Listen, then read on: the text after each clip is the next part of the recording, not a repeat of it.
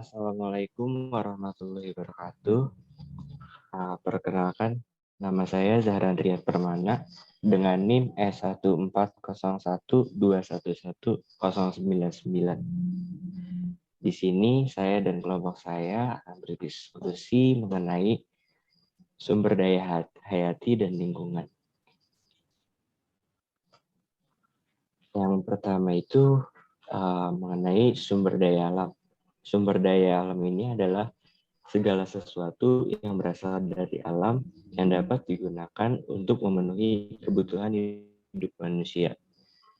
Dan bisa dikatakan juga segala sesuatu yang berada di bawah maupun di atas permukaan bumi, termasuk tanah yang sifatnya masih potensial belum dilibatkan dalam proses produksi.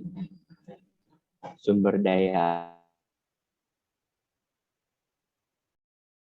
alam ini juga, pertama itu ada sumber daya alam yang nggak dapat diperbaharui.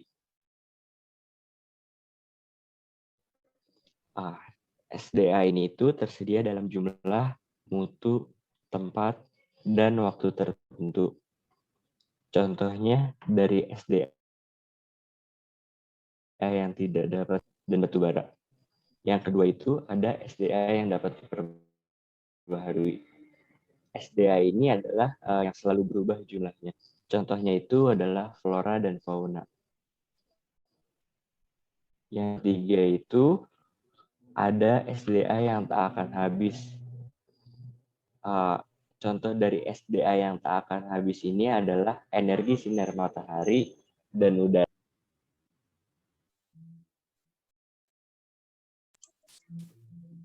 Izin masuk, selanjutnya saya Khairunisa Saraswati Wibowo dengan NIM I14012110068 ingin berdiskusi tentang kategori sumber daya alam menurut pemanfaatannya. Sumber daya alam sendiri terbagi menjadi dua, yaitu hayati dan non-hayati. Hayati itu adalah sumber daya alam yang berasal dari makhluk hidup atau biotik. Sedangkan sumber daya alam non-hayati adalah sumber daya alam dari makhluk tak hidup atau abiotik. Sumber daya alam sendiri dibagi menjadi 3 tempat gitu ya, perairan, daratan, dan udara. Di perairan terdapat pertambangan, perikanan, transportasi, perikanan darat dan air minum. Lalu daratan ada pertanian, kehutanan, pemukiman, transportasi, dan lain-lain. Lalu udara ada gas untuk hidup organik, energi, dan lain-lain. Lalu makna konseptual dari keanekaragaman hayati atau biodiversitas.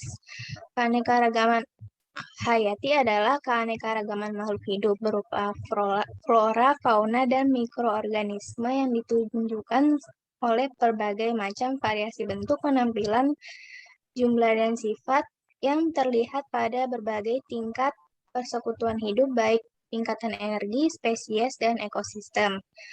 3 level keanekaragaman hayati yaitu keanekaragaman spesies, keanekaragaman genetik, dan keanekaragaman ekosistem. Lalu kekayaan keanekaragaman hayati di Indonesia itu kita sendiri memiliki 17% dari total spesies sumber daya hayati dunia. Dan perkiraan jumlah spesies biota utama di dunia kita terdapat berbagai macam ya, dari yang kecil sampai yang besar, dari bakteri, fungi, serangga, sampai ikan, amfibi, reptilia, burung, mamalia, dan sebagainya. Ya, bisa dibilang juga keanekaragaman hayati yang di Indonesia ini memiliki 17% dari total spesies sumber daya hayati di dunia, dan 11% tumbuhan berbunga, 12% dari mamalia, 15% dari herpetofauna, 17% dari burung, dan 37% dari ikan.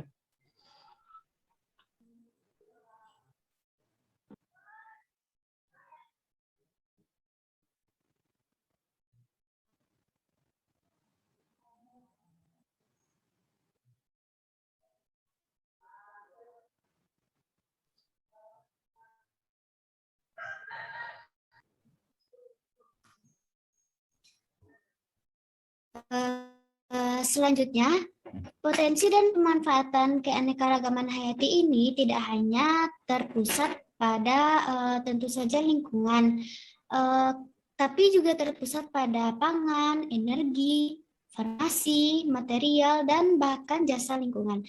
Keanekaragaman pangan pokok Indonesia tersebar di berbagai daerah.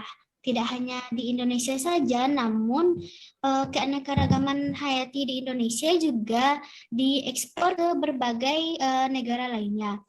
Beberapa contoh keanekaragaman hayati dalam bidang pangan yaitu sagu atau Metrosilon sagu yang banyak ditemui di Indonesia, yang juga diekspor ke berbagai daerah khususnya luar negeri.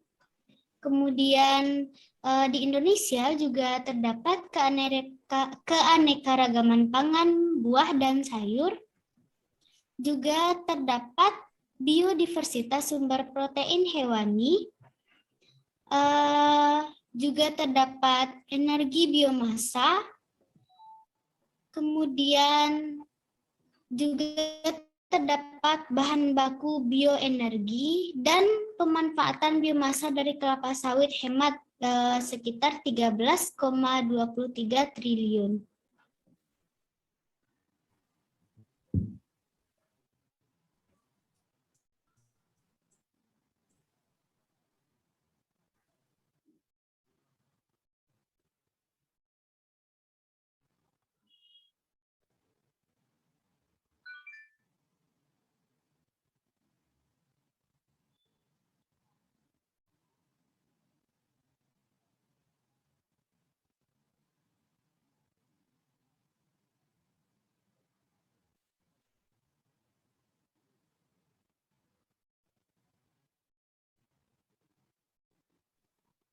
Besar produksi biomasa berdasarkan tipe penggunaan lahan dan luasnya. Tipe penggunaan lahan persawahan padi sekitar 7.517 dengan produksi biomasa sekitar 180 juta ton per tahun. Kemudian ada pegunungan dengan 9.008 dengan produksi 162 juta ton per tahun.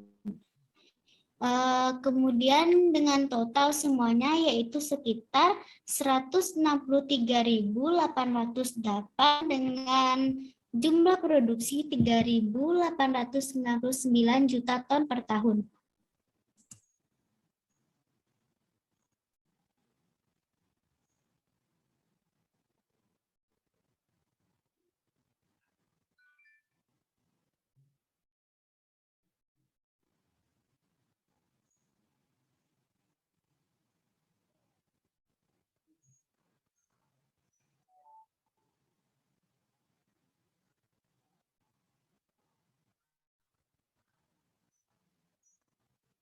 Keanekaragaman hayati untuk bahan baku farmasi dan bagian obat itu seperti contohnya di Gold, Green Diamond. Mengambil sampel seekor katak sebagai bahan obat, dan di mana Indonesia memiliki sekitar 303 jenis amfibi dengan 8 jenis seselian dan 295 katak. Amfibi telah lama digunakan sebagai bahan antibiotik, bahan obat anti nyeri, bahan obat anti diabetes, mekanisme regenerasi, mekanisme kerja organ, antibakteri, antivirus, anti jamur, anti malaria, herpisida, anti tumor, anti kanker, dan imunostimulan, anti reumatik, termination of pregnancy, kontraseptif. Contoh biodiversitas laut bermanfaat untuk farmasi, kita bisa melihat contohnya seperti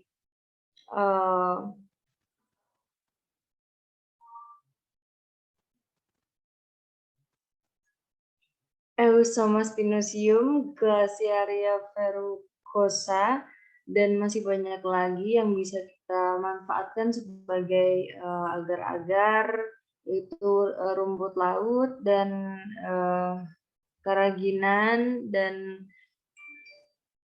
algina.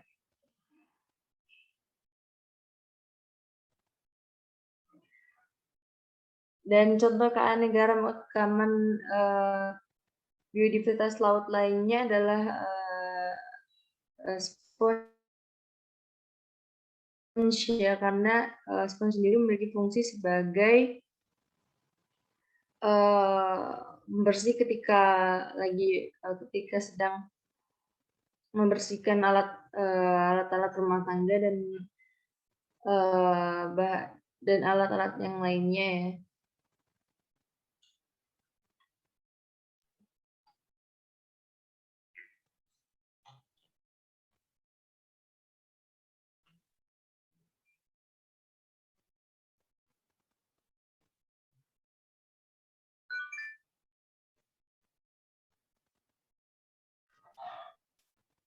Lalu ada tinjauan singkat pengetahuan tradisional kearifan lokal Indonesia tentang keanekaragaman hayati. Sejak lama, orang Dawan di Pulau Timur menggunakan pengetahuan tradisional mereka dalam memanfaatkan tumbuhan sebagai bahan dasar membuat kain termasuk untuk bahan pewarna.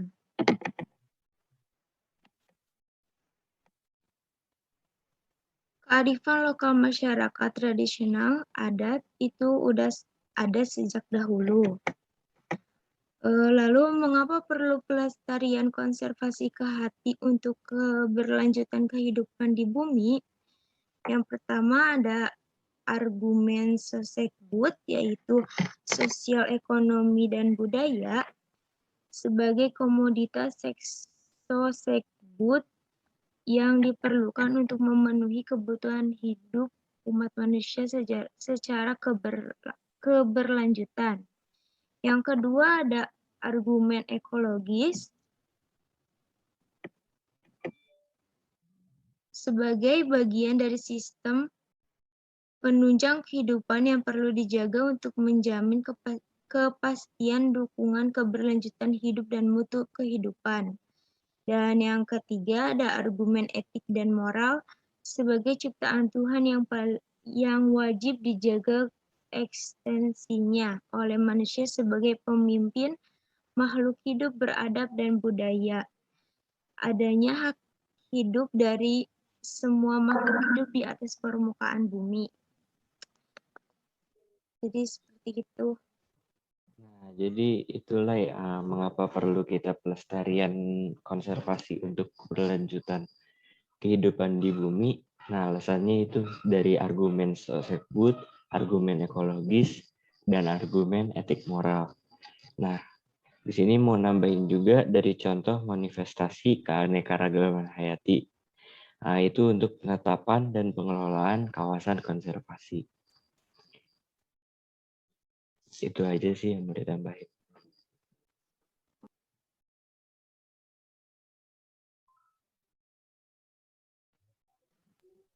Oke, cukup mungkin. Ya, mungkin diskusi kita mengenai sumber daya hayati dan lingkungan cukup di sini saja. Kurang lebihnya mohon maaf. Assalamualaikum warahmatullahi wabarakatuh.